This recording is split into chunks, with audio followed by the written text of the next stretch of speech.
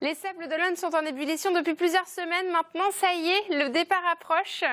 Et oui, pour les 29 marins de 10 nationalités engagés dans ce 8e Vendée Globe, la tension monte à l'approche du départ qui sera donné dimanche à 13h02 par le prince Albert de Monaco.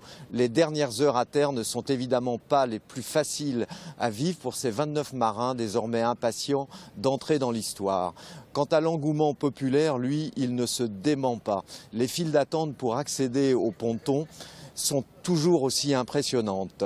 Il faut être patient pour approcher et admirer ces 29-60 pieds bourrés de technologie en partance. On estime que 700 000 visiteurs ont déjà arpenté le ponton de Port-Olona. Quelles sont les conditions météo qui sont prévues pour ce départ ? Les 29 concurrents vont s'élancer avec un flux de nord d'une vingtaine de nœuds qui va les accompagner les jours prochains. L'entrée en matière sera donc très tonique et le golfe de Gascogne devrait être avalé assez rapidement. On estime qu'il pourrait être au poteau noir en l'espace de 6 jours, un record. Ces conditions qui permettent de naviguer au vent de travers sont évidemment favorables aux 7 bateaux dotés de foils engagés sur cette édition.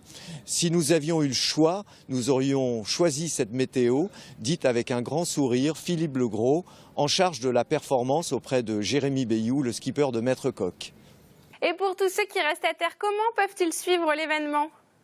Sur les différents supports du groupe Telegram, le dispositif sera très important pour faire vivre les temps forts de ce week-end. Dimanche, jour J du départ, TBO et TB Sud, grâce à une collaboration avec TV Vendée, prendront l'antenne à 8h30 et la garderont jusqu'à 13h30. Ce direct du départ sera également visible sur le site internet du telegram.fr. Enfin, dans le Telegram, Philippe Eliès et Aline Meren, les 2 journalistes voiles envoyés spéciaux au Sable, livreront 5 pages dans l'édition du dimanche et pas moins de 6 pages dans l'édition du lundi. Le suivi de la course sera ensuite très important sur le site letelegram.fr avec la carte interactive des positions, de nombreuses vidéos. Enfin, 2 concurrents bretons, Jérémy Bayou et Yann Eliès, livreront régulièrement leur carnet de bord dans le Telegram.